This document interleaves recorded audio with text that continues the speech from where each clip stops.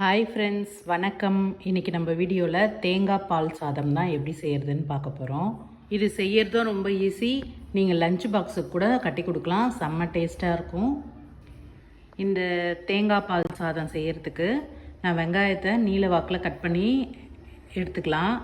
அதுக்கப்புறம் பாஸ்மதி ரைஸை நான் ஒரு 2 தடவை கழுவிட்டு அரை மணி நேரம் நான் ஊற வச்சுருக்கேன். இதெல்லாம் ரெடி பண்ணுறதுக்குள்ளே அது ஊறிடும். அரை மூடி தேங்காவை நான் பால் எடுத்து ரெடி பண்ணி வச்சிட்டேன் முன்னாடியே. இப்போ வெங்காயத்தையும் நான் நீல வாக்கில் கட் பண்ணி ரெடி பண்ணிட்டேன். இப்போ நம்ம ஸ்டவ்வை பற்ற வச்சுட்டு ஒரு குக்கர் வச்சிடலாம். குக்கர் நல்லா சூடானதும் ஒரு 2 ஸ்பூன் அளவுக்கு நெய் ஊற்றிக்கலாம். 1 ஸ்பூன் அளவுக்கு கொஞ்சமாக எண்ணெய் ஊற்றிக்கலாம்.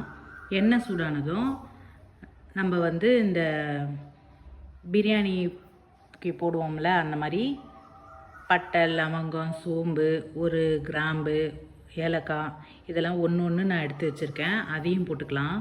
அதுக்கப்புறம் நான் 2 வெங்காயம் கட் பண்ணி வச்சுருந்தேன், அதையும் போட்டுக்கலாம்.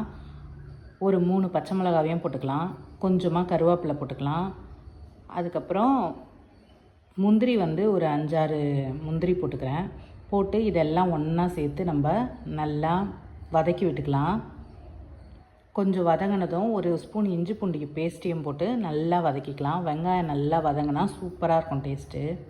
இப்போ இதெல்லாமே வதங்கிடுச்சு. நான் 1 டம்ளர் அரிசிக்கு 1.5 டம்ளர் தேங்காய் பால் ஊற்றிக்கிறேன். தேவையான அளவு உப்பு போட்டு கொதி வந்ததும் நம்ம இந்த பாஸ்மதி ரைஸை போட்டு மிக்ஸ் பண்ணிவிட்டு அதுவும் ஒரு கொதி வந்ததும் மூடி போட்டு ஒரு 2 விசில் விட்டு எடுத்துக்கலாம். இப்போ 2 விசில் ஸ்டீம்லாம் போயிடுச்சு. இப்போ பாருங்கள், சூப்பரான